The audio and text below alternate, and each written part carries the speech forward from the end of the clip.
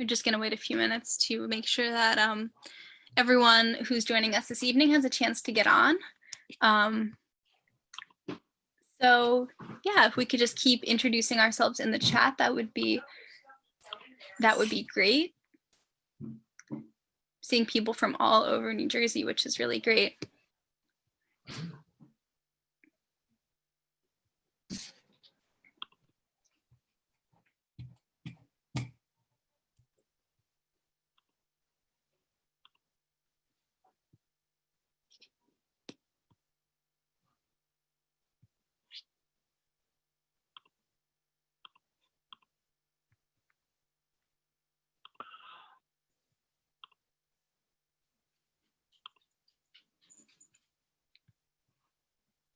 Hi, good evening. If you're just joining us, thanks for being here this evening.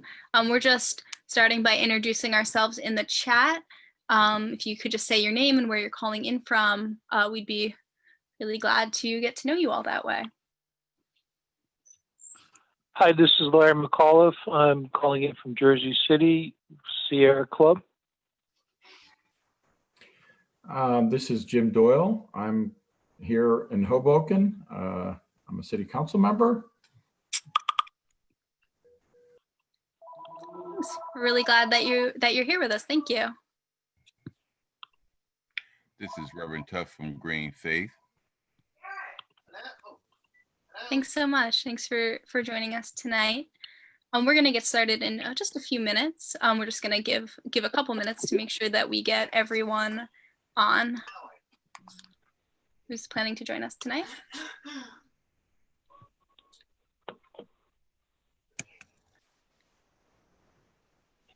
Oh, you want? Oh, unmute.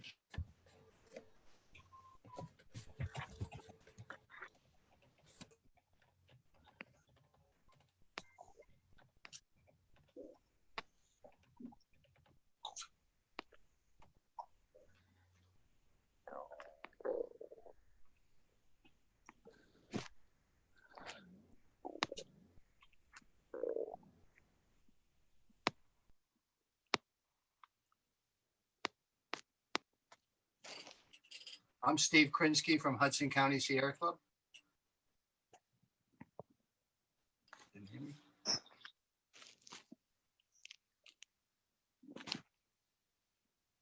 Thanks for joining, everyone.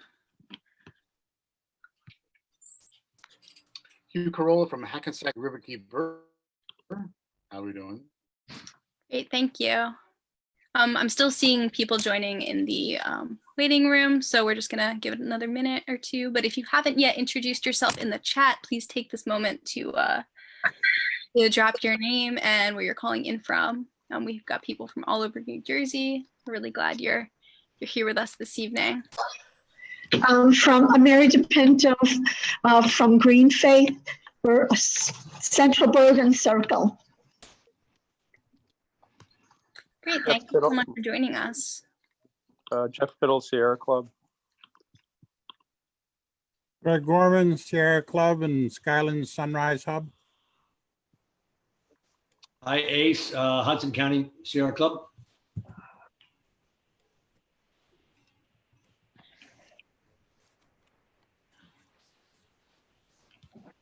Right, I think I'm not seeing too many more people joining in the waiting room. Rich Stamber from Wayne, New Jersey, born and raised in Hudson County, high school and college. Thank you. Great, thank you. I think we can go ahead and get started. Thank you all for joining us tonight. My name is Sam DeFalco. I'm an organizer at Food and Water Watch New Jersey. Yeah, and as you know, we've been working really hard to fight this power plant that you're going to learn more about tonight.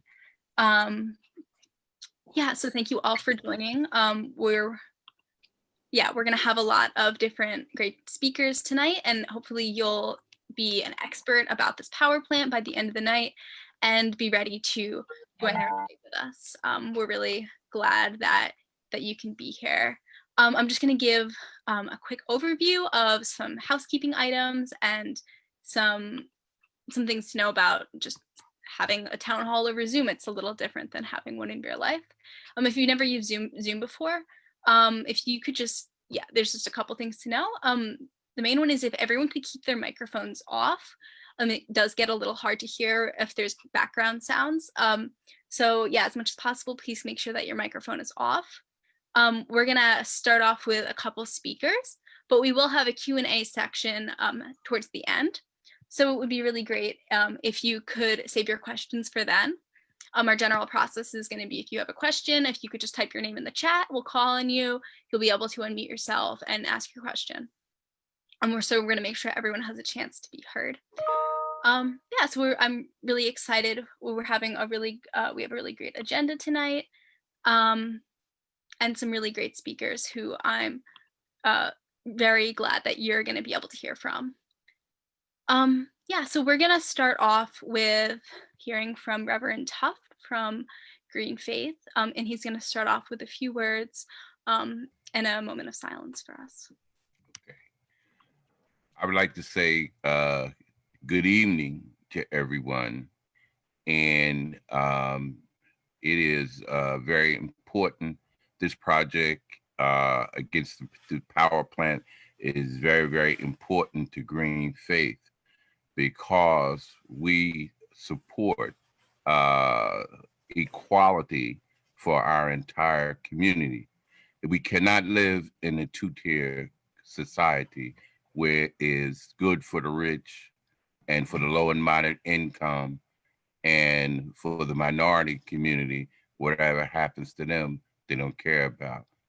And tonight, we, Green Faith, wants to stand that we come together, we're all in this together, and we support this particular project.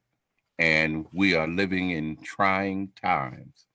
And we want to do almost a silent prayer for the Floyd family. And we want to say that in society that we have to come together. This is one America, one time. And Green Faith would like to say that we stand together, especially with this problem, and we stand together to support whatever we're doing in order to make it better for the entire community as one. Let us take a moment of silence.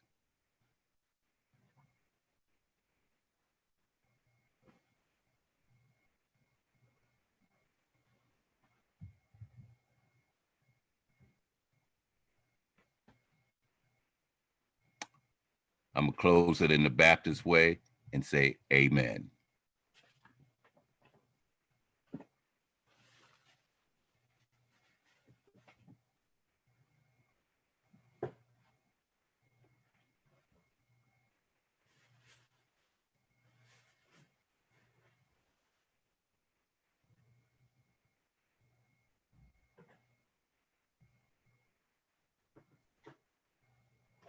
Thank you so much for those great words.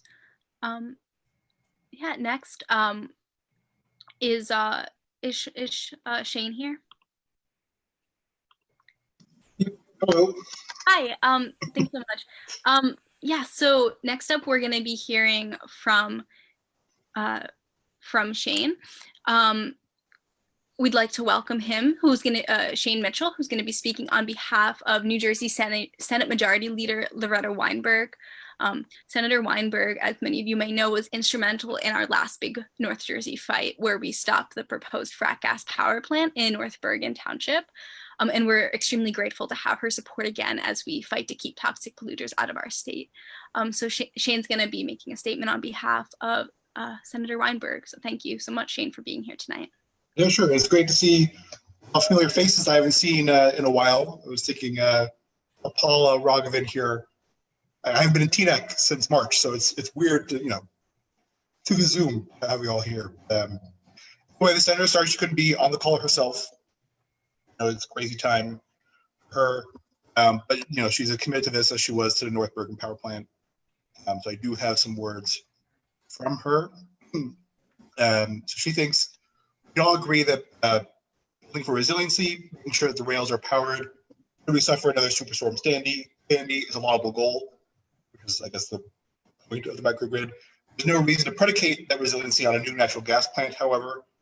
A plant that would fire continuously for decades, regardless of whether or not there's an emergency. The microgrid is meant to kick in during a failure of a larger power grid like it did during Sandy. This is thus a problem of distribution of power, not generation of new power. Being solved, or that we should solve, power distribution should be the focus of this project, either by tapping into available power sources or by laying the groundwork for a renewable energy source. We build a new natural gas power plant today, we're living with this into the 2060s. What a terrible inheritance to leave our future generations. There's no reason to build another piece of fossil fuel infrastructure in New Jersey. Not today, not ever again. Plant, bad idea, it's wrong-headed, and the senator stands with you in your opposition to its construction. And thanks for letting me speak on her behalf. Thank you so much, Shane. We really appreciate you being here and the senator's support for our goal to stop this destructive project. Thank you. Next up, we're going to hear briefly from Councilman Jim Doyle. Councilman Jim Doyle has been on the Hoboken City Council for the past 7 years and has been a great leader in improving the green infrastructure in Hoboken and environmentally sensible development. And we're really grateful that he can be here tonight as well. Councilman Doyle, are you able to? Thank you, Sam. I'm humbled to be asked to say something. What do I know compared to, I know many good people. Thank you for your words. And thank you for participating here. I think economic justice is really a part of this plan. I'm completely on board. I had the opportunity to look at the feasibility of using the paper that was distributed, and it makes perfect sense. I think that the Sandia's 2014 study, which you give them the benefit of the doubt because they are generally reasonably respectable entity. The fact that it's 6 years out of date is the reality is that the price have gone down and the liability has gone way up for these other sources and these renewable sources, that is. And so it's just it's pretty ridiculous that relying on a 6-year-old study. Economically, the renewables are matching the natural gas without even considering any of the environmental impacts. So even if you're just purely looking at the economics and don't care about human lives, it doesn't make sense to go this way. But the environmental impacts are great because as much as you'll hear about what's coming out of the smokestack or the stack for natural gas versus other fossil fuels, it's really, you got to look at the whole supply chain. Obviously, again, I'm speaking to the choir here, but it's pretty bleak if this so a hybrid. I think the paper that was shared is great because the solution can be a hybrid of various options, whether it be solar, whether it be the tidal power, and even heaven forbid a baby peaker plant or something. But this 140 megawatt plant is right in our backyard in Hoboken, but it's just not for northern New Jersey. And I'm just thrilled that you guys are taking on this fight just as you did in the past, and I wish you the best of luck. And I'm there with you. Thanks so much. We're incredibly grateful for your support, and yeah, thank you so much for being in this with us and for speaking tonight. Next up, we are going to be hearing from Matt Smith. Matt is the state director of Food and Water Watch New Jersey, and he's going to be giving a kind of an overview of what the NJ Transit Power Plant actually is, what the purpose of this project is, what NJ Transit wants to build, and how this project can actually be done using renewable technology rather than a fossil fuel plant. So, Matt, if you're ready to go. Thanks so much, Sam, and hi, everyone. It's great to be connecting with many folks again who we've been working with for quite some time together in coalition. And it's great to see new faces and new names here this evening as well, because that is how we win when we build our movement and bring more people, new people into movement with us. So if this is your first time joining a presentation from the Don't Gas the Meadowlands Coalition, thank you so much. And you know, we're so grateful to have you here with us. I also just want to take a moment at the top of the program and recognize again the leadership from Senator Weinberg and Shane in particular, who've been incredible fighters against polluting fossil fuel infrastructure in New Jersey. Thank you, Councilman Doyle, for your work in Hoboken to make Hoboken a greener, healthier city, and for standing with us in this critical fight to stop the New Jersey Transit Plant. Thank you, Reverend Tuff and Green Faith. Thank you, Jeff and Sierra Club and all the Sierra Club members here. And thanks to all of our coalition partners. I'm going to try and find ways to name all of you at some point tonight and recognize the incredible work that you're doing. Because, you know, without you and without our coalition, there's no way we can take on this fight and win, and win we must. So I'm incredibly moved tonight by what's happening sort of outside of this space. The uprisings taking place around the country against institutionalized racism, against police brutality, is incredibly moving. We know that we have, and I was speaking with Reverend Tuff just earlier today, and I think he described it well as a two-tier system, right? There's one tier of policing and justice for one class of people and for a particular race of people, and then there's another tier of policing for you know, other classes and other races. And I think that in thinking about tonight's theme, which is really about public health and environmental justice, I'm so grateful that Dr. Ana Baptista is here with us tonight. I believe Dr. Baptista is from the Ironbound community of Newark, which is an environmental justice community. I know she's done a tremendous amount of work there as a community leader and educator, researcher, organizer.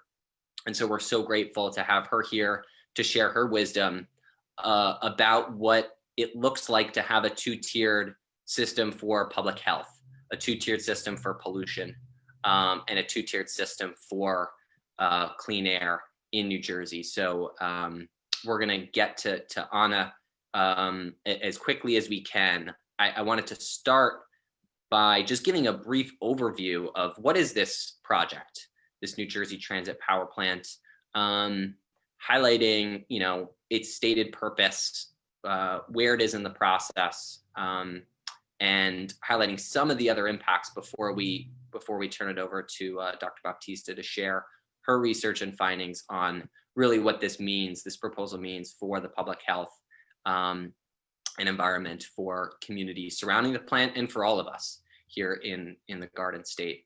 So with that said, I'm going to start sharing my presentation.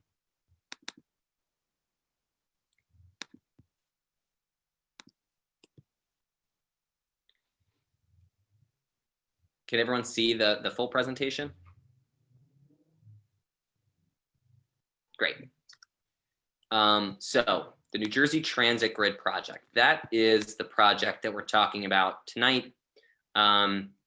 What is it? So it's a proposal by New Jersey Transit to construct and operate a microgrid, which would essentially be an independent distribution system for electricity that would power New Jersey Transit trains, train stations, and related infrastructure in an event where the central power grid is down. This part of the proposal we support. A microgrid for public transit to keep it running after an extreme weather event like Superstorm Sandy, when the grid goes down, makes a whole lot of sense for a densely populated state like New Jersey, where we need to move people. And public transit is an efficient and in fact more environmentally friendly, far more environmentally friendly than using cars. So that part of the proposal we support. What we categorically and emphatically impose is the proposal to power this microgrid with a power plant that would burn fracked gas 24/7, 365 days a year in an environmental justice community, which Dr. Baptista will explain what that means shortly. And in a moment when the world's best scientists, our own military, leaders from industry, and the entire civil society movement are calling, and rightfully so, for a rapid and fair transition completely off of fossil fuels. Really a pivotal moment in the movement for a livable climate future was the publication of two reports in late 2018, the UN International Panel on Climate Change and the US National Climate Assessment, that both concluded we have a decade to get off fossil fuels in order to avoid runaway climate catastrophe. So it is unconscionable that Governor Murphy's own agency, New Jersey Transit, is proposing yet another source of long-term fossil fuel pollution that would exacerbate the climate crisis and impact our health. What we're looking at here is a map of where the proposed facility would be. As you can see, it's on a peninsula.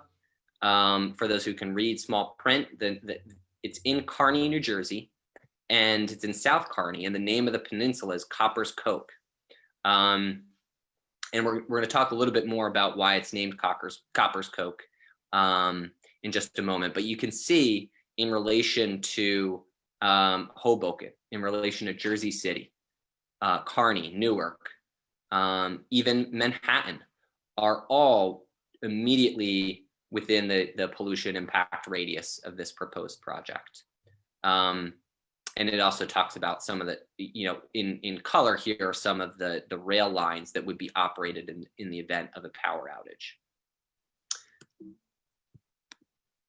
So this power plant is proposed for the Kearny Meadowlands. It would be paid for using 546 million taxpayer dollars. Over about 407 million of that would come from a federal grant from the Federal Transportation Authority, which was awarded to New Jersey Transit in order to make its trains more resilient and make public transit more resilient. And the rest of the funding is coming from state taxpayer funding, transportation funding. This is another map of where the project would be located. Again, you can see if you look closely, the peninsula upon which the star is on, that's in South Kearny. You can see all the green areas surrounding it. Many of those are state preserved wetlands that groups like Hackensack Ribbonkeeper and Sierra Club and many grassroots groups have fought hard to protect for so many years. It's directly across the Hackensack River. It's on the Hackensack, but on the other side of the Hackensack was a massive coal power plant that was operated by PSE&G just until recently. And again, many of those same groups fought long and hard to get that power plant shut down. And here we are in 2020 proposing yet another dirty energy project in this same region. So Copper's Cove, the peninsula in which this is located on, is a toxic Superfund site. Copper's Cove Company processed coal, tar, and turned it into a range of different products. And all of the legacy pollution, or much of the legacy pollution from that heavy toxic industrial processing of coal is still on site. It's on the land. It's capped. Much of it's capped, some of it isn't. But the idea that we would risk having heavy construction activity on this site and potentially creating pathways for some of these, some of the most carcinogenic pollutants known to man, and re-inject them into the environment, reintroduce them into the Hackensack River and the surrounding wetlands areas that have made a remarkable recovery, is just ludicrous and ill-conceived. And we know that aside from the local impacts, the impacts to the local environment, in power plants, it's more than just the risk of, building on a toxic site.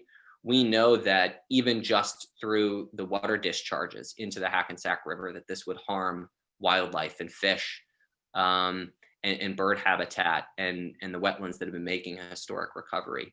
And we're going to talk more in detail about the air pollution. But as Councilman Doyle said, we also have to look at the full supply chain.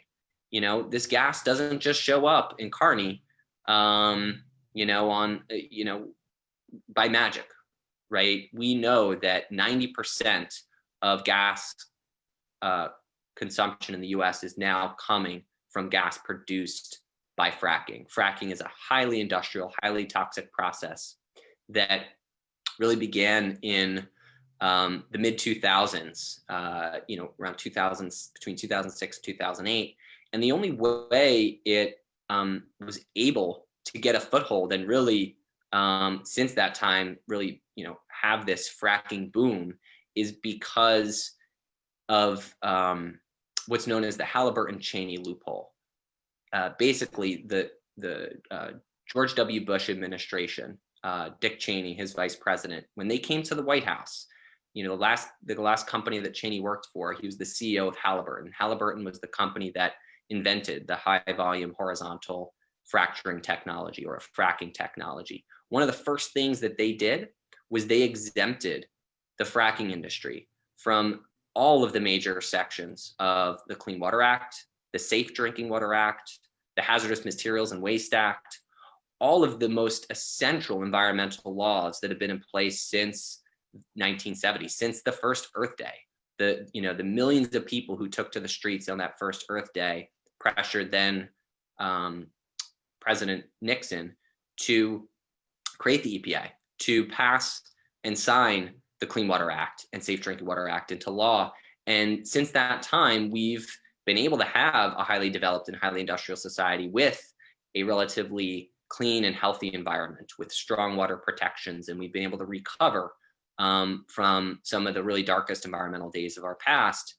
And yet in 2008, the fracking industry, one of the most dangerous industries, with tremendous impacts to water, to public health and safety, have been exempted from all of these major laws. So this project in Kearny would impact us in New Jersey. It would also impact our neighbors in Pennsylvania and West Virginia and Ohio, whose lives have been turned upside down and in many ways ruined by the fracking industry. Not to mention the fact that we've been long sold a false bill of goods by the fossil fuel industry, that somehow magically natural gas is going to serve as a bridge fuel to renewable energy. In actuality, what we've seen is that this glut of cheap gas produced by fracking has actually undermined the essential transition to clean renewable energies. So natural gas, or frack gas, is not a bridge fuel, but it is a gangplank to a climate to a climate dystopia. That's because it is true that if you burn an amount of gas, it does burn cleaner than coal in terms of the emissions at the smokestack. However, if you account for the life cycle production, from the fracking rigs to the pipelines, the compressor stations, to the power plants, the amount of methane, which is the main component of natural gas, that escapes throughout that life cycle production is enough to make gas produced by fracking have a impact on climate change that is worse than coal or oil. That is because methane has a warming effect over the 20-year time frame that is 86 times more potent than CO2. We all know about carbon and the dangers of carbon dioxide and how we need to reduce our carbon emissions urgently and dramatically. But methane is not only far more potent, but it's also more potent when it matters most in this short 20-year time frame. Is when it has its most its greatest warming impact. So we know, and again, the climate scientists have spoken emphatically and categorically that we need to stop burning all fossil fuels, including gas, in order to have a livable climate future. So we certainly can't be building new gas power plants here in New Jersey. So we talked about the greenhouse gas emissions. This project alone has an estimated 571,000 metric tons of carbon dioxide pollution every year. That does not include the upstream methane emissions produced again by fracking and the piping of the gas to get into Kearny. So it's a killer for the climate. We also know that as we have a warming, so these gas plants are really a 1-2 punch to our lungs and to our health here in New Jersey, because two of the main pollutants from gas facilities, gas power plants, combine with sunlight to produce ozone, also known as smog pollution. Ozone, and this is a map of New Jersey off to our screen right here. New Jersey, much of the state has a failing grade for ozone pollution. Bergen, Hudson, and Essex have among some of the worst ozone pollution in the entire country. It is why over 900,000 New Jersey residents suffer from asthma and asthmatic attacks. And as we have a warming climate with this increase in smog pollution, primarily from combustion of fossil fuels, it would be ironic if it weren't tragic that the warming climate and the increased amount of warmer, hotter days combined with the increased amount of pollution has a positive feedback loop that makes this crisis even worse. We had some of our worst air quality days on record in 2019. Bergen County alone had over 28 days. It led the state in days where the air quality was unsafe for people to go outside. And of course, most vulnerable are elderly, people with pre-existing conditions, outdoor workers, and the young. So we simply cannot have this. And again, Dr. Baptiste is going to share a lot more detail on this subject. We talked a little bit about the risk and damage to our wetlands that could happen, not only during construction, but a lot of chemicals and oftentimes diesel oil are stored on site. And if any of those things leached into the Hackensack River, could set back decades of progress to restore the Hackensack River and its habitat and wetlands. And I talked about this at the top of the program. The world's best scientists have concluded that we have a decade. 2030 is our mark. And our goal and the mandate is we need to cut greenhouse gas emissions globally by 45% below 2010 levels. This is the only way we can avoid runaway climate change. And this picture is a picture of Hoboken in the aftermath of Superstorm Sandy. And we know that the only way to get ourselves out of this hole and to start getting the emissions reductions we need is to start by stopping all new fossil fuel projects and all new long-term sources of climate emissions. Governor Murphy can't have it both ways. He can't claim to be the greenest governor and have this climate plan and this clean energy plan, and at the same time have his own agency proposing more dirty energy projects in our state, and in particular in our most vulnerable communities. So before I talk a little bit about the alternative, I do want to pass it over to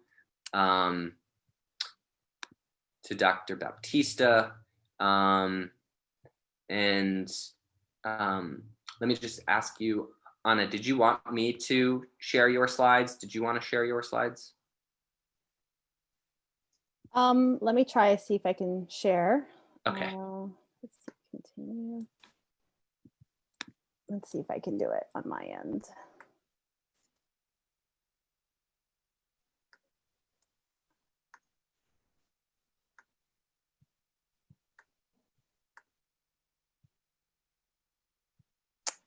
Can you all see the presentation? Yeah, okay, great. Yes. All right, great. Good evening, everyone. I'm Ana Baptista, and I do want to thank you for inviting me to just say a few words about this particular proposal in relationship to environmental justice. I know my colleagues and the New Jersey Environmental Justice Alliance and the Ironbound Community Corporation, both organizations I'm on the board of, and work very closely with on environmental justice issues across the state. And they're very, very supportive of this campaign against this power plant. And so want to offer up our support for your efforts and join up with your coalition to really fight this from going forward. So I just prepared a few slides on environmental justice and this particular power plant in the context of that, with some help from my PhD student, Molly Greenberg. Just a quick note for those of you who are not familiar with environmental justice and that term. Oftentimes in the US, we see a pattern in which low and moderate income communities, and as well as communities of color, suffer disproportionately from pollution burdens. And we see a concentration of polluting industries like power plants and chemical plants and refineries and other things in what we call environmental justice communities, which just is low income and of color communities. And environmental justice means that everyone should have the right to a healthy and safe place to live and work and play. And that we all have a right to have a meaningful participation in decision-making about the condition of our environment. And unfortunately, in the United States, that's not the reality. And we all are suffering right now and seeing the devastating impacts of the acute violence by the state and police on Black lives and Black bodies. But I will tell you that environmental injustice is another form of violence that's wreaked upon Black and brown communities and low income white communities. We see that there's the death by a million cuts when it comes to environmental injustice. And there's a slow and chronic polluting and killing of communities with pollution over decades. And one of the ways that environmental justice communities are impacted is via cumulative impacts. And this is a term that's used a lot to really just signify that in places where there are many pollution sources, communities, residents experience that pollution, not just one pollutant at a time or one facility at a time. They're being subjected to multiple pollutants from multiple sources, and they're interacting with one another, as well as with social vulnerabilities that already exist in communities. And this map on the right that I have on the slide shows this relationship of cumulative impacts in New Jersey. So, going back now, prior to the Christie administration, the Department of Environmental Protection actually was working on what they called a screening tool to look at the state as a whole and figure out, well, what's the relationship between environmental pollution and the number of people of color or low income people in poverty in our state.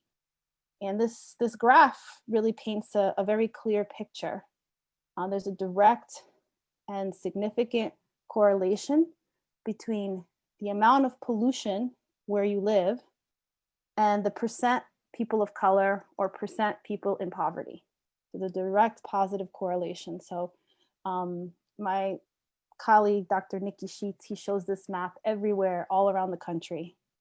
And he tells everyone how mad it makes him and how mad it should all make you, that in this country, the color of your skin and how much money you have will dictate how much pollution that you are exposed to. And so this is not just an abstract idea. In New Jersey, we have known this for a very long time, and we have evidence of it, but we've done very little to stop it. And in the current moment, we know pollution harms our health, but in light of the current pandemic, the coronavirus pandemic, this coronavirus is a threat multiplier. So all the things that were harming us before are still harming us and actually being exacerbated. And one recent study by Harvard, the School of Public Health there, showed that just a small increase in the levels of particulate matter pollution, just 1 microgram per cubic meter, could increase COVID deaths by up to somewhere between 8 and 13%. So that's not an insignificant amount of deaths that would occur just because of where you live has more air pollution.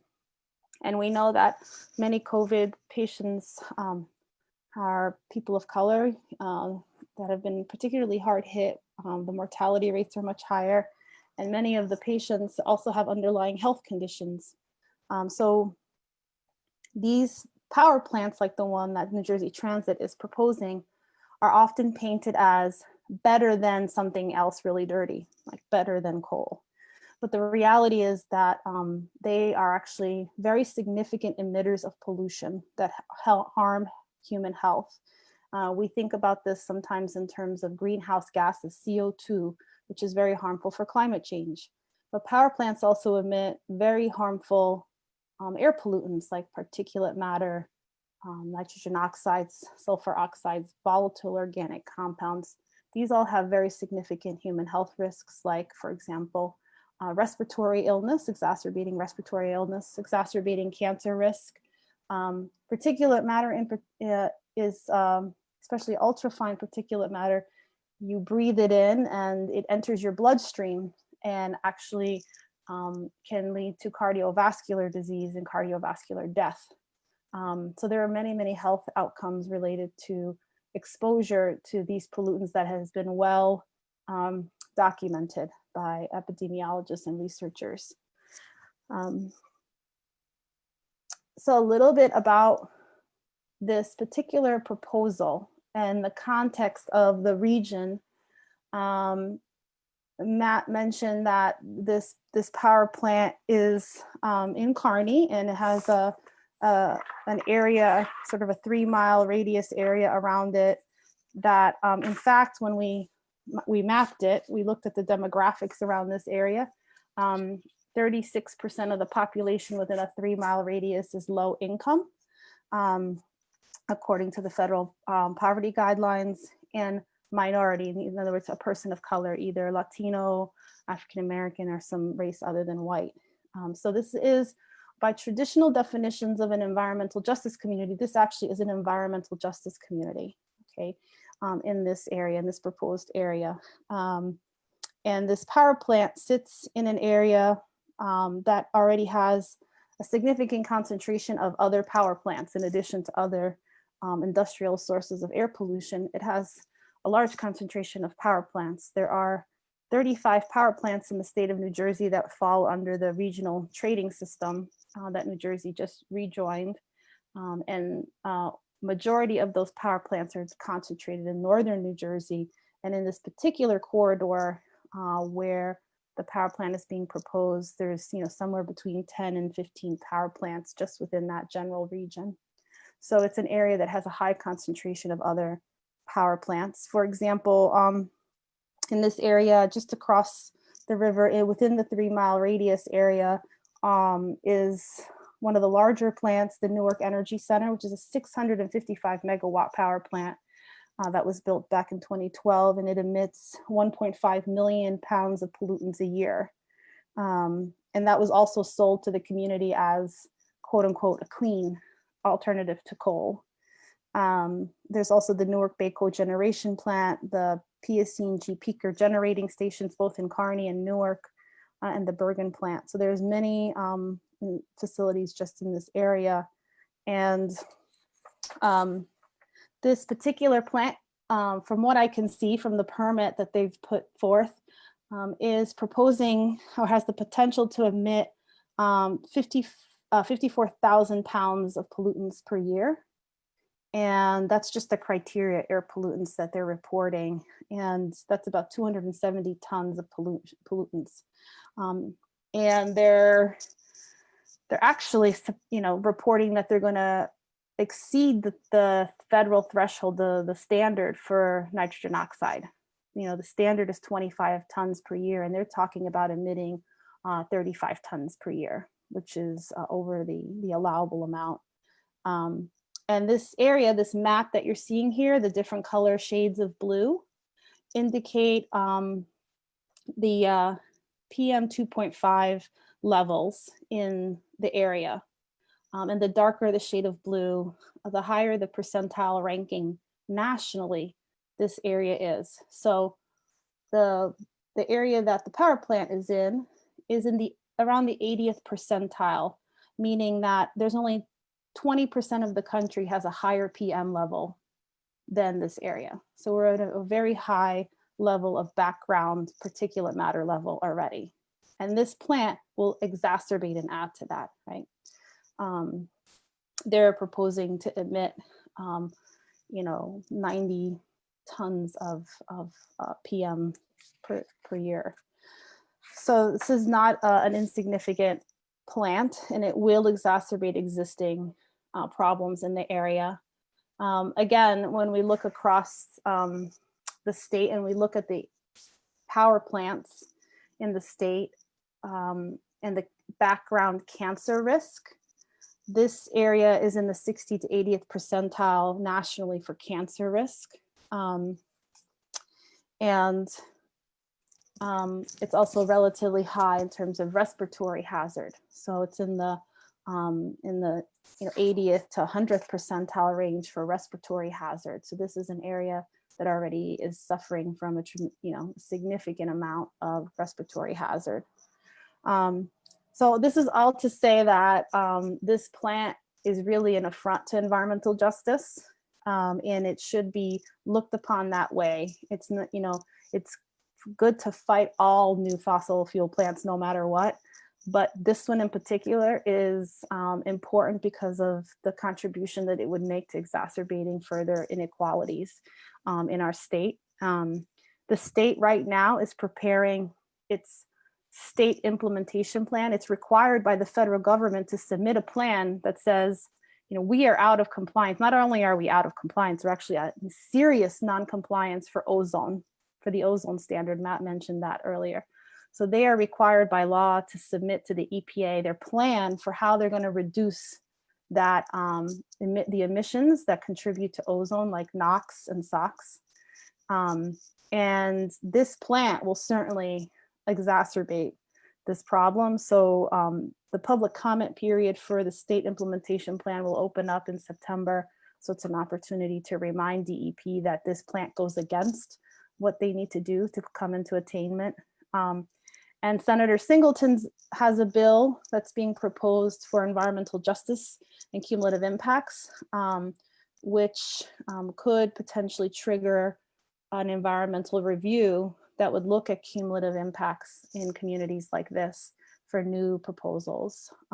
That bill isn't up yet, but hopefully it will come back up for review because it would help in cases like this where permitting is happening in an EJ community. So I'll stop there and answer any questions that you have.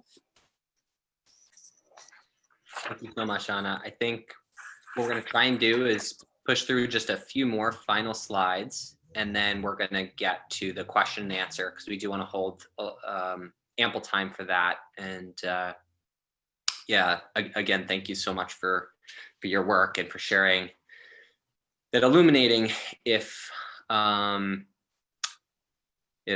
harrowing information. And yeah, I want to just sort of like pause there, ask us all to take a deep breath.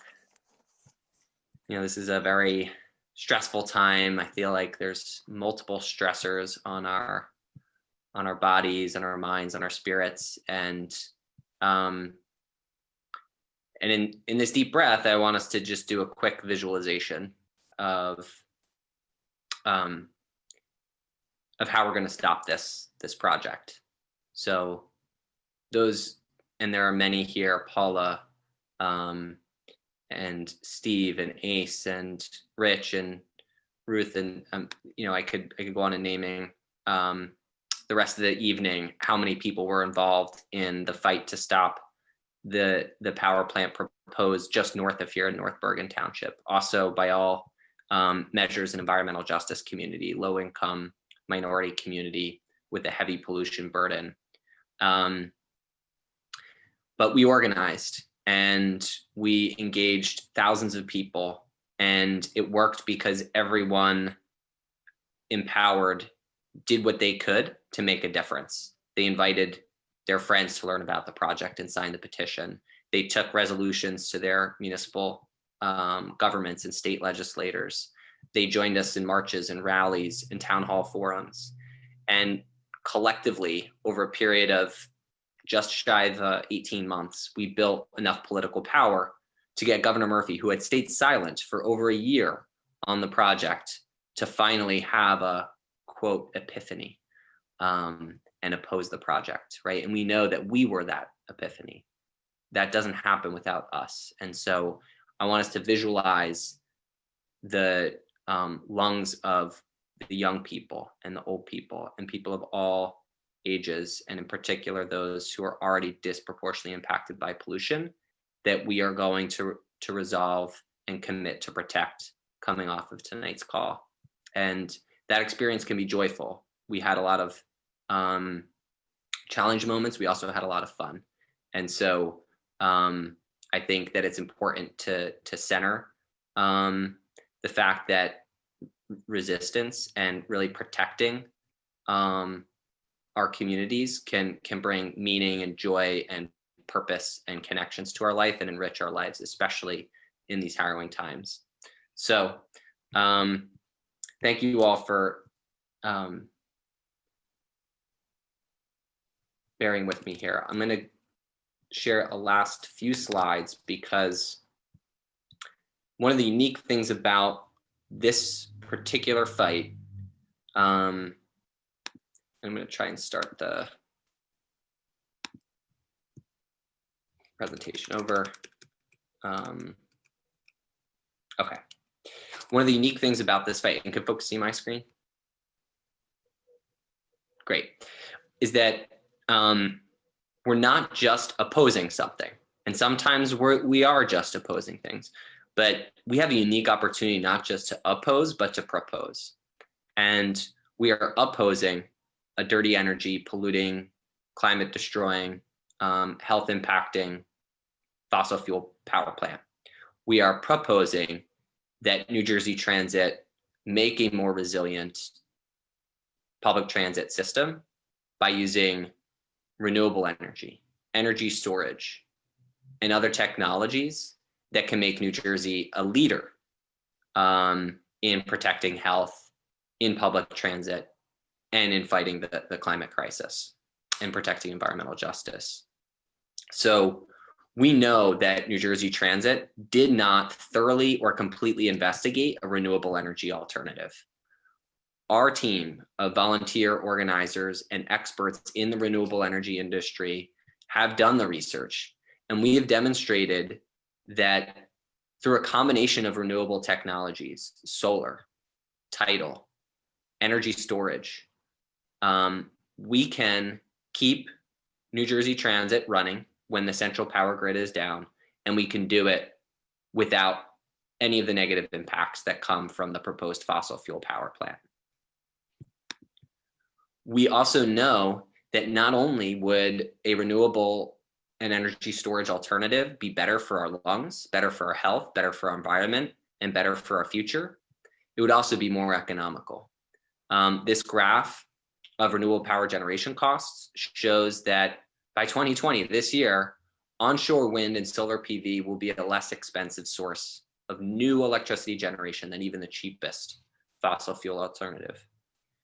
And we also know, this was published in Bloomberg, that existing sources of generation, gas plants that are already online, will no longer be able to compete by the year 2035. It will be more expensive to run 90% of existing gas plants in the US than it will be to have new renewable energy and storage systems taking their place. So, I mean, this is relevant because this is our taxpayer money, and Trans is proposing to sink it into a power plant that would presumably operate for 40 years or more, 50 years. And by the time they get it, they're not going to, but if they were to get it approved, built, and online, you know, we'd be close to 2025. So after the first quarter of its life, it would no longer be an economical investment. We also know that throughout the world, cities, states, countries are moving to renewable energy to power public transit, and that this is real world technology. And one of the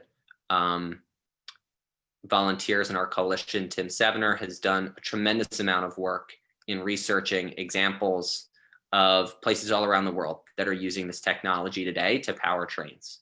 And so there's no reason why New Jersey Transit can't do the same. This is a solar plant in Austria that's designed to pair with electric rail. Nice to see such accessible bike racks also next to that. And we know that in addition to solar, we can also use complementary forms of energy like tidal power and wind. One of the challenges with renewables is that they are intermittent sources of energy. But New Jersey Transit tried to pretend that they were in a scenario that they could only use sun or solar, and therefore when it's cloudy, they wouldn't be able to power the trains. Well, guess what? That's why typically when the sun isn't shining, it's because there's a storm or a system, and so the wind is blowing at that moment. And with tidal energy, tidal is a reliable source of power, and engineers who have done tidal projects in the region went out and assessed the tidal flows from the Hackensack River and found that it would provide a reliable megawatt source of power 24/7 for New Jersey Transit. And of course, there's energy storage as well to supplement all of this. So as we transition into how we're going to work together to stop this project, I wanted to center the person who has the authority to stop this, and that's Governor Murphy. Governor Murphy campaigned on a promise to get New Jersey to 100% clean energy. One of his first executive orders in office was an executive order to protect environmental justice. He signed legislation to get New Jersey to 50% renewables by 2030. His energy master plan includes aggressive goals to get the state to 100% renewables and energy storage goals. Yet right now, those plans, those executive orders, and those laws mean nothing if the governor continues to allow projects like New Jersey Transit power plant to move forward, like the SRL pipeline that is currently tearing through the Pinelands in South Jersey to move forward. There are over 12 of these major fossil fuel projects that we are fighting throughout the state. And this one is in many ways more egregious, yes, because of the environmental justice impacts, the disproportionate burden, the fact that people, in these communities are getting such a toxic dose of pollution and suffering under that. And it's also particularly grotesque because this is Governor Murphy's own agency. This isn't a private fossil fuel company coming in and proposing this. This is an agency that Governor Murphy appointed the commissioner of, appointed the board of, can veto any decision that they make. And yet thus far he stood idly by while they push forward this frack gas power plant proposal. As I said before, we won the fight against the North Bergen power plant. This is a picture of a student and youth-led march outside of Ridgefield Memorial High School, where we marched to the site of the project, the proposed project. Months after that march, which was really a culmination of a massive student organizing push, Governor Murphy, came out with his epiphany, and the project has really not had any activity since then. So I want to now pass it off to Food and Water Action organizer Sam DeFalco, who is really leading our campaign here at Food and Water Watch to fight the power plant, and is going to talk about the ways that we can engage in this fight and get involved right now. Thank you so much, Matt and Anna, for sharing all that great information with us. Yeah, I think by now, as we all have learned, that it's really vital that we organize to stop this project. Of all the projects proposed in New Jersey, I really believe this is the one that's going to determine New Jersey's renewable energy future. And if we're going to be able to step forward into what the 21st century should look like energy-wise, or if we should stay in the dirty past, that's just going to destroy the climate for our future. So it's very vital that we win this fight, and we know that we can win. As Matt said, we've won before, and it wasn't just Governor Murphy's epiphany. It was many months of organizing and speaking out at Murphy's events, showing up with signs, showing up with posters, canvassing neighborhoods, speaking at town halls and events, getting communities engaged and mobilized to fight this. And we've been doing that for this project too. Prior to the coronavirus outbreak, we've been working to publicly pressure Governor Murphy. We were showing up at his town halls and speaking events and press conferences, calling on him to stop this project. We had a large march in Newark last December that was student-led and largely focused on stopping this project.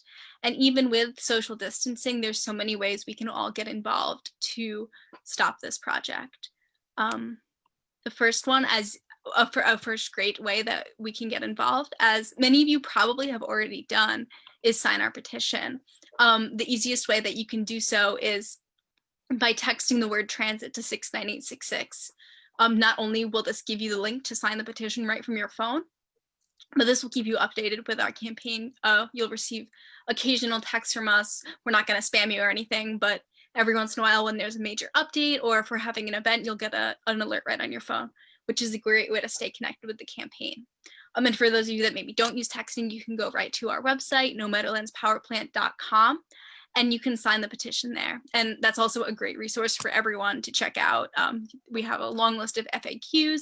You can download this presentation that Matt has, and you can show it to your friends, neighbors, share it far and wide so everyone knows about this project.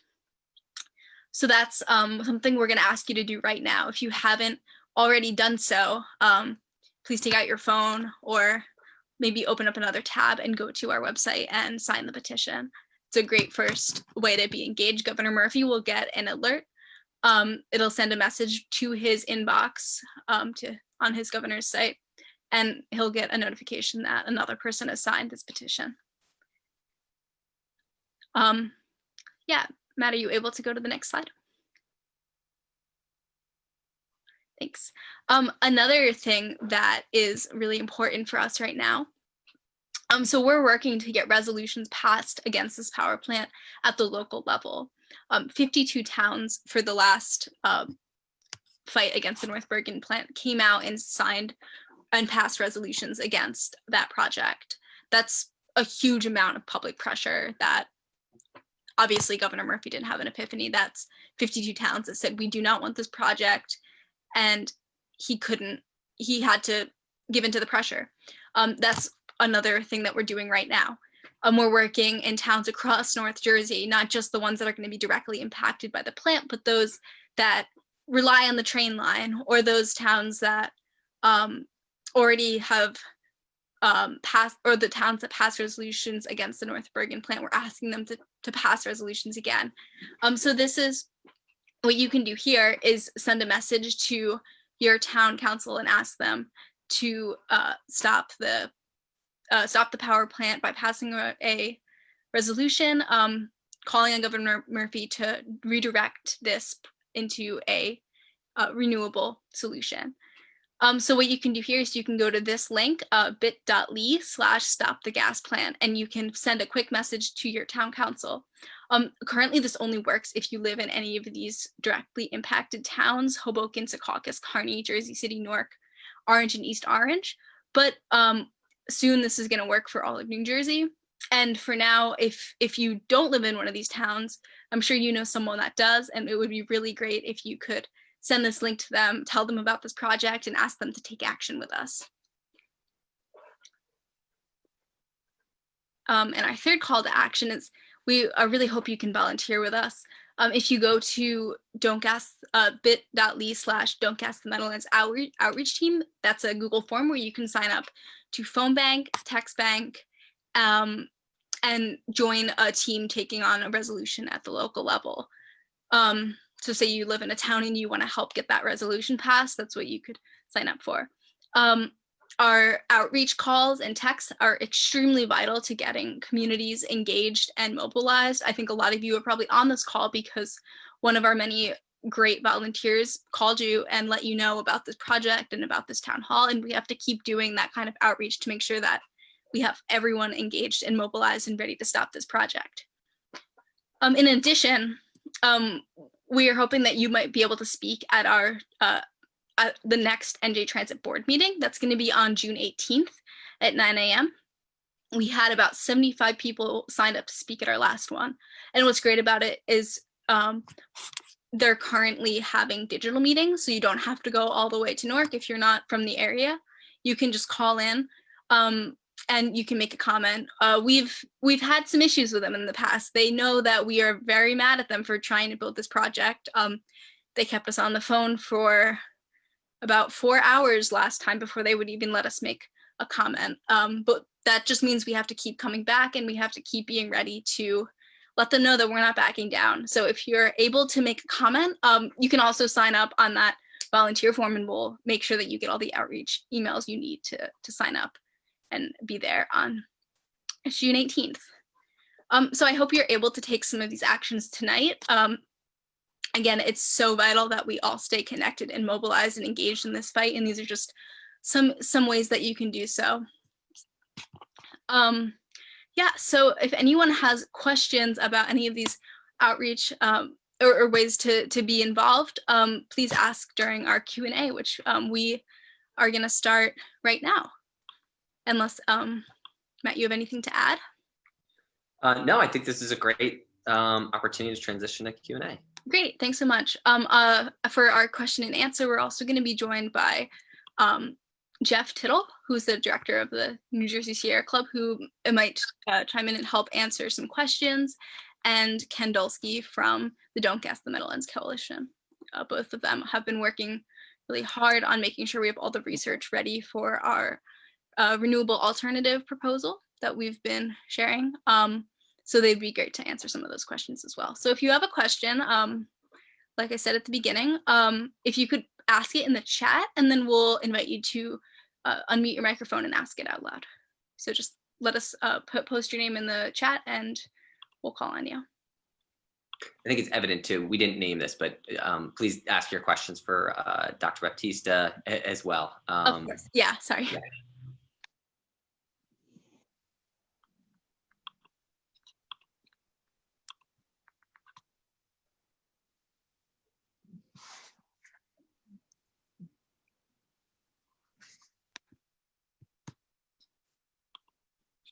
Renee, did I see your hand?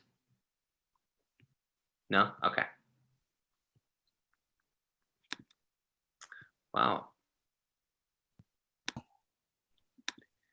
This is a quiet group. Usually it's the other way around. We can't get to everyone's questions, but. Oh, I have a question.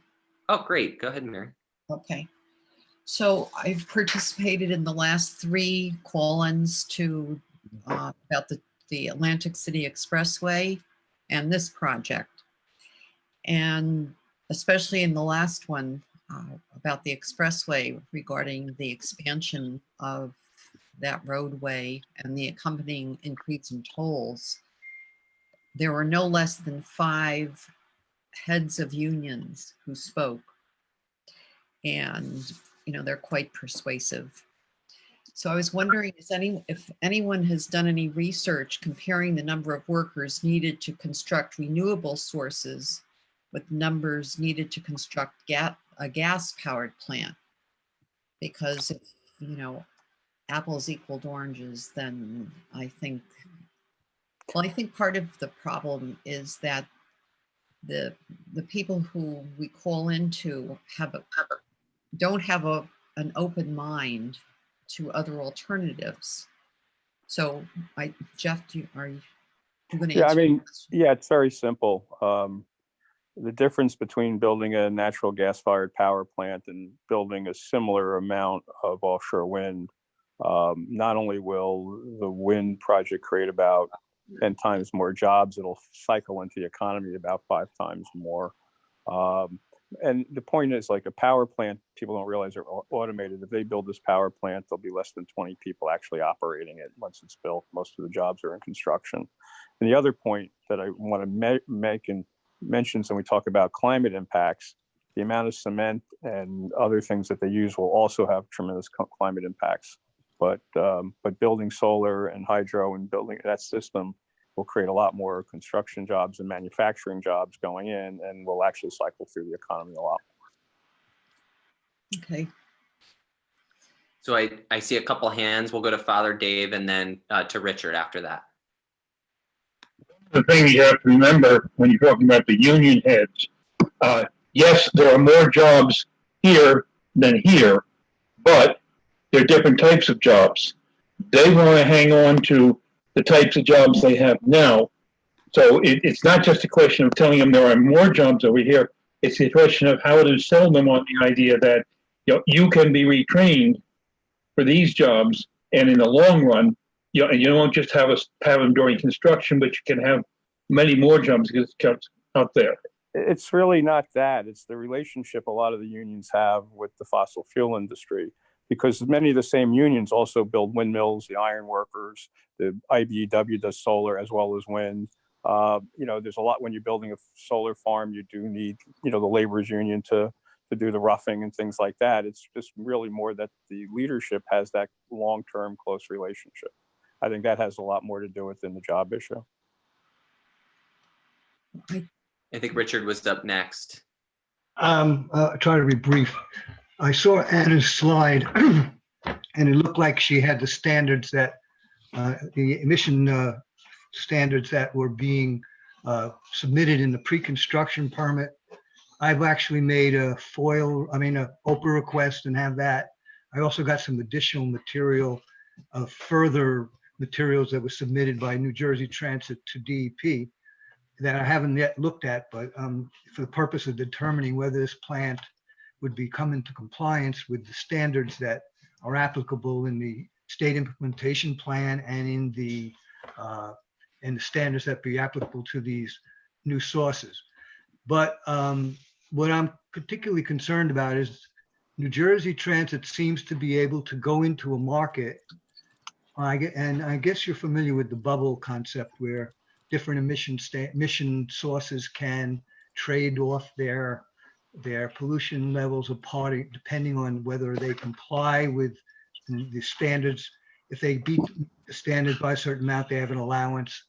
And I'm wondering, where is New Jersey Transit, if anyone knows, going to be purchasing these emission credits?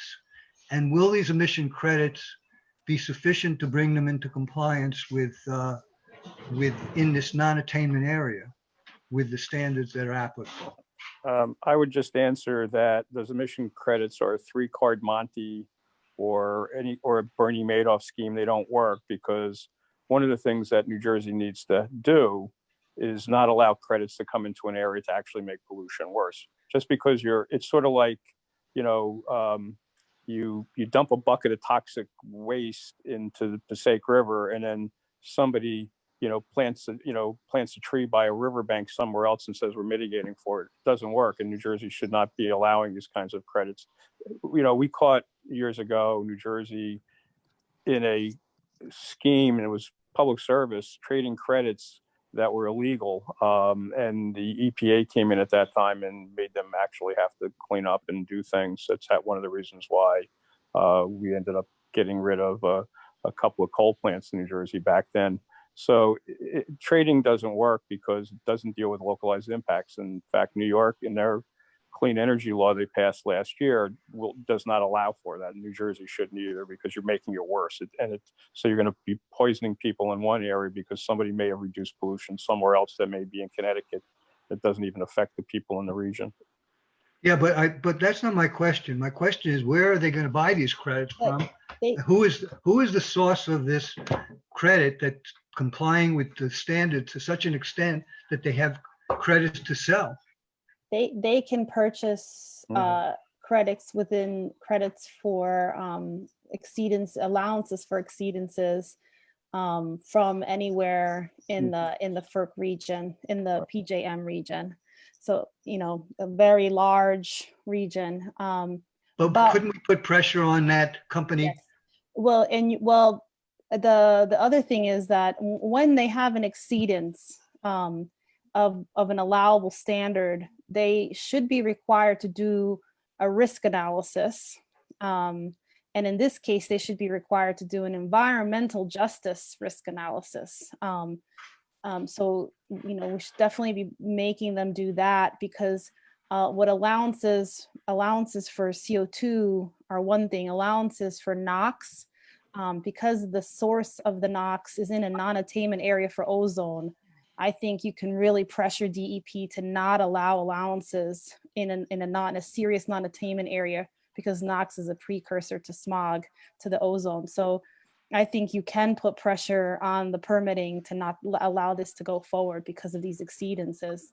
And these are probably very conservative calculations on their part. When they tell you it's going to be, only slightly over the standard, it's probably going to be, more than that. But I would definitely push on this area with their permitting, and as a way to also say that this plant should not go forward. Thank you, Anna. I'll just add, because it's an opportune time to do so, just a quick update on the permits for this project. So on April 17th, I believe, it was a Friday, really during the very worst week of the pandemic, Friday at 6 p.m., the Murphy administration, New Jersey Transit, decided that was the most opportune time for them to release the final environmental impact statement for the project. Obviously intentionally, to sort of take advantage of a public distracted, consumed, and struggling under the pandemic. That is their federal approval. What that allows NJ Transit to now do is start coming into NJDP for their state permits. They had already come in even prior to that for the air permit and submitted the modeling information that they need, which is now under technical review with DEP, with an estimated completion date for the technical review in September, which would then trigger, assuming, there could be critical flaws in the modeling, which would then, they could send them back to the drawing board, but assuming there isn't, that would trigger what would likely be a 60 to 90 day public process in which that information was released. There was opportunity for public comment, hopefully public hearing. So we'd be looking at like a fall, like December timeframe for best case scenario for them, worst case scenario for us, that the air permit would be up for a decision. And then the construction permits, none of them have been applied for. The water permits, land use, stormwater management, coastal zone, the DP has not yet received those permit applications. So those are all on a shorter clock. They're all on 90-day clocks, but we're monitoring the DEP closely to make sure that we're aware of when they come in for those permits as well. But we do need people with expertise or people that want to learn expertise to engage in this process with us. So this is another opportunity to volunteer if that's something that you're interested in. And let's see, are there any other questions? Yeah, I have a question about the brownfields. Okay. Go ahead, Mary. So that's going to add a lot more labor and cost onto this project because that whole thing has to be cleaned up first. No, they're not cleaning it up. It's got a cap on it and they will just build on top of the cap. And the concern is that since it's such a toxic site and it's by the river, that the construction and trying to build a massive, few 100-ton power plant on top of a cap could cause the cap to crack. It could also, the weight of the facility itself and the weight of all the fill could, make the toxic goo that's underneath, because you've got a liquid bituminous down there, could be squeezed out the sides or into the river or into the standard chlorine site. So they're not cleaning it. They're just going to be piling more on top of the caps. Okay. You can read about that in the draft EIS statement. Chapter 17 talks about how they're going to handle construction. So if you want to go through that and you have any ability to figure out if it's appropriate, or appropriate or not in terms of, or effective or not in terms of the process, please do so. Thanks, Ken. Great question. Yeah, anyone else have questions or thoughts? I'm seeing Chris asked a good question. Oh, great.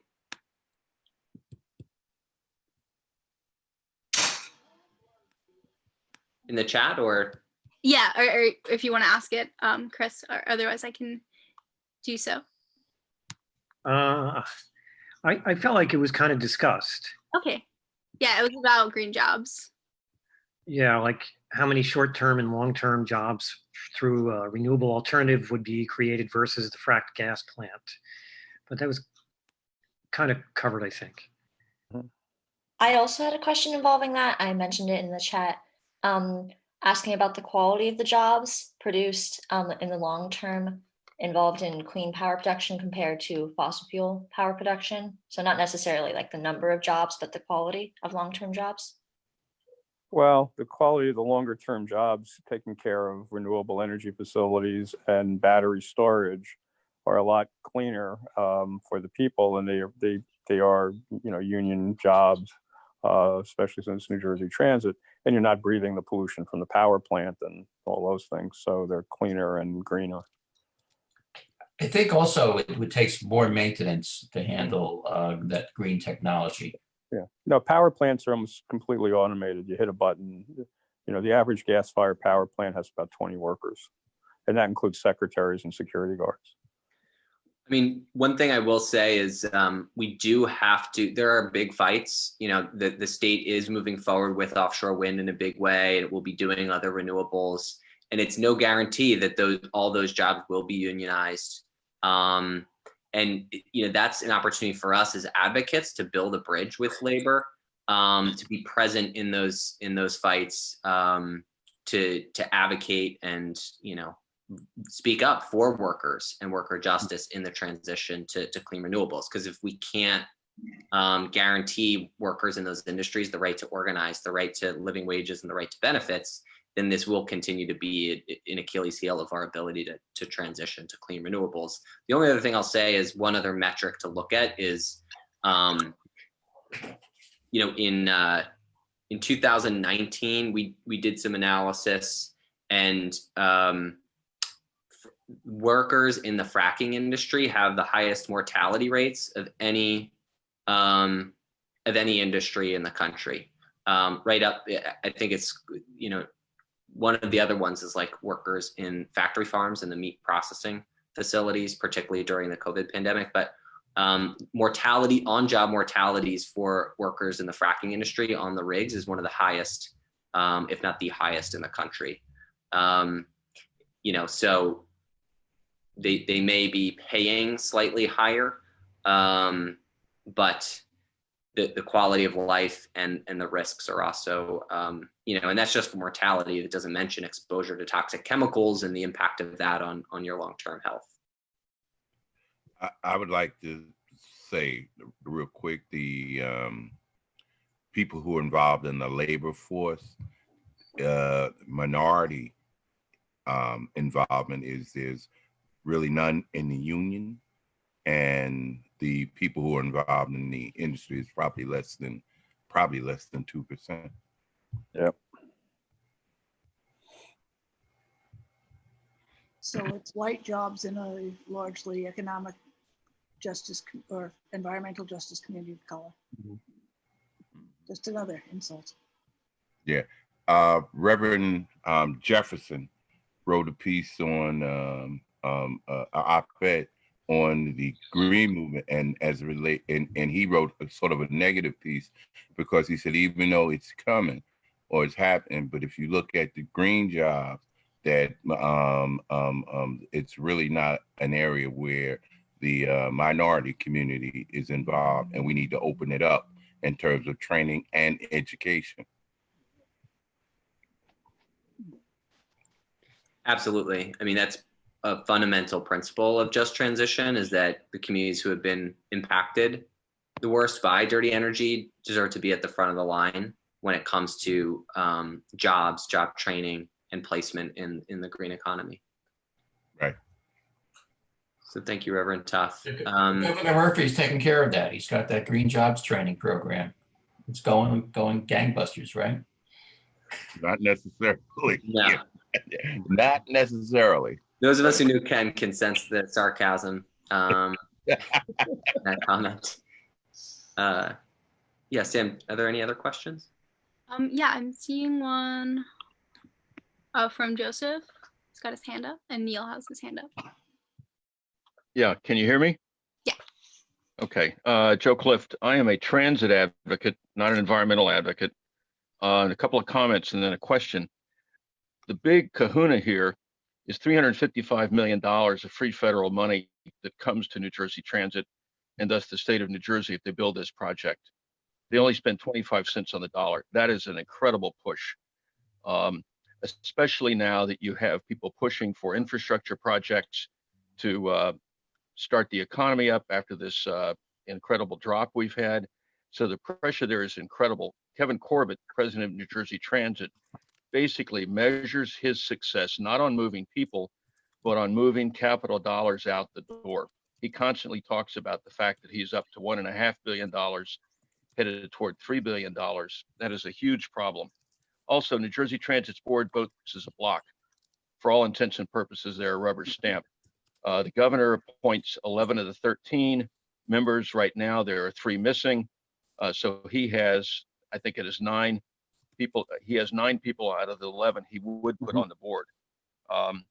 And another comment on solar rail, it is an untried, at the level of New Jersey Transit and Amtrak. This project is also going to sell power to Amtrak. It's going to run the Northeast Corridor from Trenton North, basically. But it is an untried concept. You're talking about heavy rail, a very different process than many uses of solar power. So my question is, how about pushing for this $450 million of combined federal and state money to be spent on a 3rd Hudson rail tunnel under the river? They need it. They don't have money. And that is a viable project. They've already used Sandy resiliency money, which is the money coming from the feds for the central power plant. They've already used that money to build part of the tunnel in Manhattan. So I think I'm totally against this project. I think it's a bad idea. There is no need for more generation of power. Somebody said at the beginning, it's a distribution issue that killed Sandy, that Sandy killed service in the railroad, not power itself. So my question is, how about a second thrust to pushing for an alternative use of the Sandy resiliency dollars to go towards something useful that actually can be built in a near term? So I think that's a fair question. I think that we are open to any sustainable use of the funding that doesn't exacerbate pollution, environmental justice communities. The reason why we first wanted to show that keeping trains running during a power outage could be done through renewable energy and storage is because that's what transit had proposed and said was their biggest need. And we felt that we have the technology. And, you know, I will say we might not, quote unquote, need more generation if we're okay with continuing to poison our communities with the existing sources of fossil fuel pollution. But for those, I don't think any of us want that, right? We want cleaner air. We've gotten a taste of what that feels like, during this pandemic, and we can't return to business as usual. We can't have kids walking out of their doors every day and getting lethal doses of particulate matter and ground level ozone, getting lung disease and heart disease before they ever have a chance to have a healthy life in this world. So that's why we need to develop renewables, not just to meet this project need, but to transition off of polluting sources of energy. And so by getting transit run by renewables and storage, that would go a long way towards that essential goal.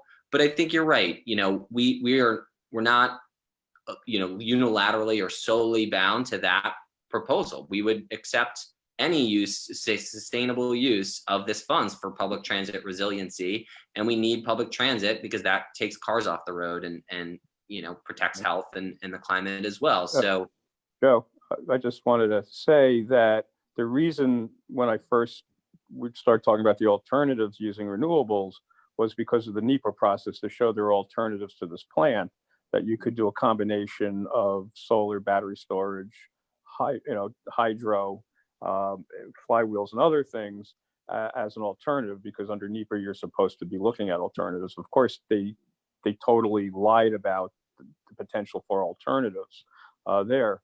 And so that's, the first part why we went down that. And the second part, yeah, I've always agreed we could do a third tunnel before we do a twin tunnel because it's cheaper and we can get it done. Or, as you know, the Sierra Club for 30 years have been talking about bringing the 7 train to Secaucus. But that is something we could look at as other alternatives. But the main reason we wanted to show New Jersey Transit that we can actually meet, what they want for resiliency by a mix of renewable energy. So they already have renewable in their microgrid. They're the $100+ million part of this project. Yeah, but that's my. Yeah, it's a very minor part. I guess what I would say is the question for this organization, this effort, is the primary goal. Can you separate killing the central power plant project from building renewable power? Because I think that killing the central power plant ought to be the primary focus here. Well, it is. I mean, it is. And the point is this, one of the biggest lies in the whole EIS, because it's a lie, they were saying that it would be cleaner than buying power from the grid. Our grid is actually cleaner than the gas plant. And I'll give you 2 statistics. I agree with you. New Jersey's grid, so I'll do the PJM since they say we'll get dirty power from, wherever. When you look at NOx and you look at CO2, the PJM is about 30% nuclear, which is zero SOC. Whether you agree with nuclear or not, that's a fact. It's about almost 30% nuclear, zero NOx and SOx, at 10% renewable, and then 5% high. So it's about a little over 40% non, carbon or NOx releasing. New Jersey's energy mix in state, because that's the PJM, is almost 50% renewable. Our RPS is 14% that we buy mostly out of state. And if you throw in hydro and solar, it's about 20% and 21%. And when you throw in the nuclear, which is about 30%, it's about 50%, and gas is 45%. So just by buying from the grid, we're going to be 50% cleaner than building this plant. And that's why storage and alternatives are and that's why this whole thing is just a complete flaw, because what they want to do is build this plant, which was supposed to run for 14 days a year when they needed it. They want to run it 24/7 and make money off of it, and give it to some company to run it for them that's going to trying to make money selling the power into the grid. Agreed. By the way, you've got cute kids in your picture there. Those are my twin grandsons that I'm going to go finally see next week after 2 months. Oh. Hey, Joe, I just wanted to quickly mention, so the 2 big issues with moving the money to do something else is A, New Jersey Transit got this grant from the Federal Transit Administration, for the purpose of building this specific project. So, it's not clear that they can go back and get the money to do something else or change that to do something else. And the constant problem that has been here from day one is Governor Murphy. Yeah, I would agree. I mean, that ultimately the governor decides who sits on the board, tells people how to vote, and so on. my simple comment is that it's already been proven that you can spend the Sandy resiliency money. The federal government dishes out 75 cents on the dollar for the Trans-Hudson Tunnel. They built the first segment in Manhattan with it. You would have to repurpose those bucks, but and just to go back to my main point, I think the pressure to spend money is tremendous. In Kevin Corbett, you have an experienced spend money guy from the public sector, from the Empire State Development Corporation, and having something that has to be developed over a period of years, like in this case, solar rail, is not going to make the folks happy who want to build something. I mean, they'll get paid to dig a hole and fill it up. I understand the need for jobs, and I'm simply saying that the 30% design on Hudson tunnels, and that is a near-term argument to make to the unions, everybody that wants to do work now. Well, thank you, Joe. And yeah, we definitely agree that the primary objective is to stop this power plant.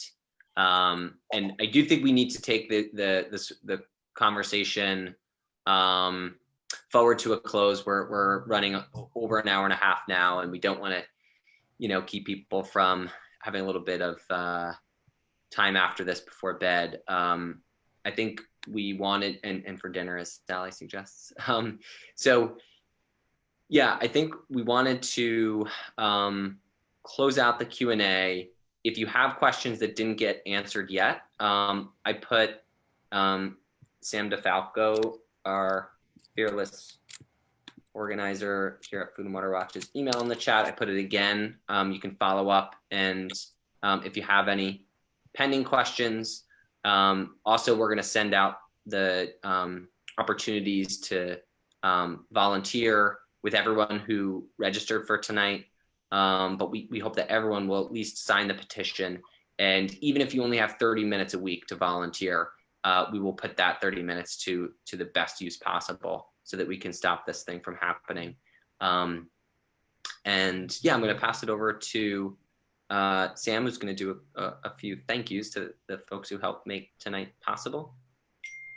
Yeah, thanks so much. Yeah, we just wanted to briefly acknowledge everyone that made this event possible. One of the ways that we know that we can win is when we work together, not only within one organization, but many organizations coming together to fight for a shared goal. And we've had so many great groups help co-sponsor tonight's event and share this information with their members. So we just wanted to acknowledge them now. It was the North New Jersey Now National Association of Women, or Organization for Women, the North Jersey Sierra Club, the Resistance Cafe, the Climate Mobilization from Hoboken, 350 NJ Rockland, the Coalition to Ban Unsafe Oil Train, Save Nature, Move On Hoboken, Hudson County Sierra Club, Environment New Jersey, Clean Water Action, SOMA Action, NJ08 for Progress, Blue Wave New Jersey, Divest New Jersey, Central Jersey Environmental Defenders, Climate Mama, Franciscan Response to Fossil Fuels, Green Faith, Hoboken Resist, the New Jersey Association of Rail Passengers, the New Jersey Skylands Sunrise Hub, the New Jersey State Industrial Union Council, the New Jersey Student Sustainability Coalition, the Resistance Cafe, and the Union County New Jersey Peace Council. I think that was like 28 really great organizations that are doing really important work around the state. So definitely check them out. Yeah, and again, thank you to all of our amazing volunteers who've been on the phones for the last few weeks for many, many hours, doing such important outreach. We really hope if you are here because you spoke to a volunteer that called you, we hope they move you to take action with us. We hope that if you came to this presentation in a different way, you've been moved to take action with us. Together we can beat this plan and build a cleaner future here in New Jersey for everyone, and especially communities that have historically been denied the opportunities for clean air. One thing that is missing here is because we're in a virtual setting, if this was a real town hall, like we were actually in a building together, we would take a picture with signs, or we'd have someone sing or do a chant, but we're gonna try to do a chant together in this virtual way. So I'm going to pass it to Paula, who's going to lead us in this, and we hope it's a good way to build solidarity and community before we say goodnight. So Paula, if you want to. So Paula, you're on mute, but before Paula unmutes, I just want to say that I just want to give a big thanks to again, our speaker, Dr. Baptista, Reverend Tuff for joining us, and to Senator Weinberg's Chief of Staff, Shane, and to Councilman Doyle from Hoboken. Yeah, Paula, it's very fitting for you to get the last words here. One of our true champions and relentless fighter for a healthy and livable future. So thanks, Paula.